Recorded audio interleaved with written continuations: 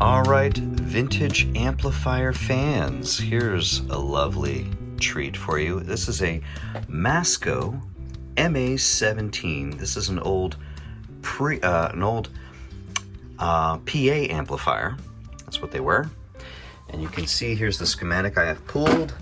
This is what the amp looks like when it's sitting right side up.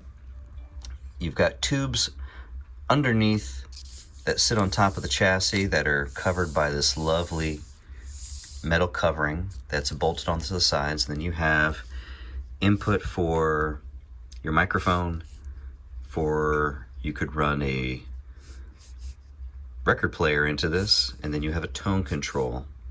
So it's really just a really simple tone control that just connects a capacitor to ground.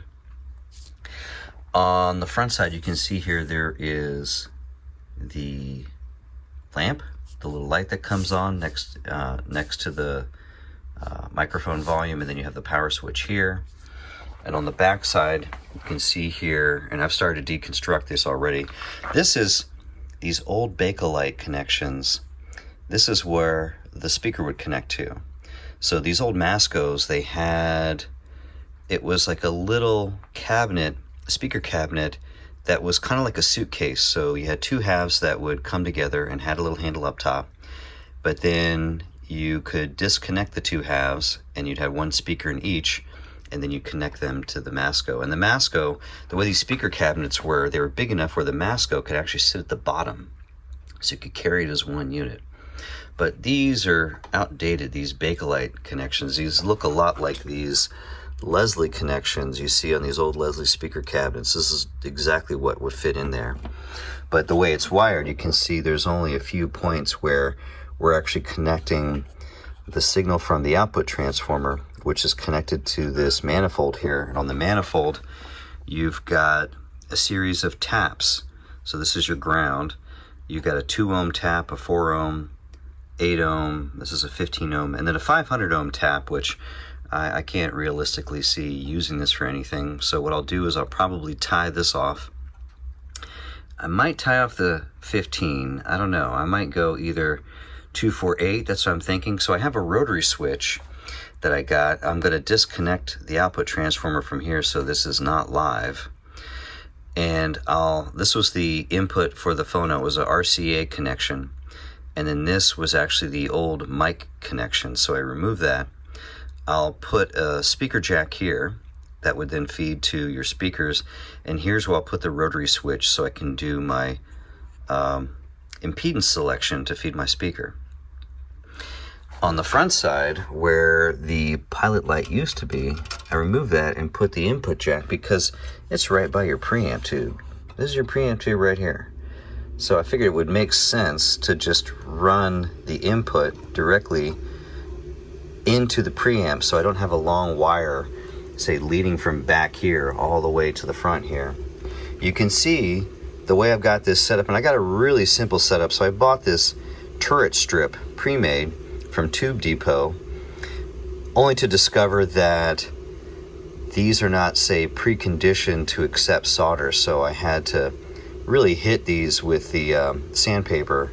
Actually, I took my Dremel out and hit these guys just to rough them up. And even still after that, the solder doesn't really adhere the way I'd like it to. You get big globs here, but it's doing the job. It's clean enough. And you can see the way I got it set up, I got all the components wired directly to the pins on the tubes. Just trying to keep everything consolidated. Ideally, you want to keep these guys as close to the tube socket as possible. So that's how I got everything wired. Ground connections. Here's your filter caps for the preamp and phase inverter. I'll ground them over here. And you can still see there's remnants. I'm slowly getting rid of this stuff as I'm kind of just mapping everything out. It was kind of crazy in here before, but you can see they have these old resistors. I don't know what type of resistors these are. If anyone knows, please feel free to chime in. I think they're like wire wound, but this is like a metal casing here on the outside. And then of course these really old caps here. This is the cathode resistor that connects to both output tubes, and then you have a capacitor that runs in parallel with that.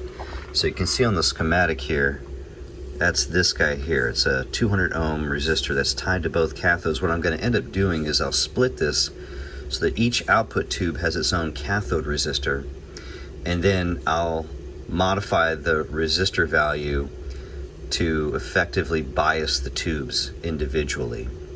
So it's got these really nice old RCA, like Coke bottle sized tubes that are sitting in here already.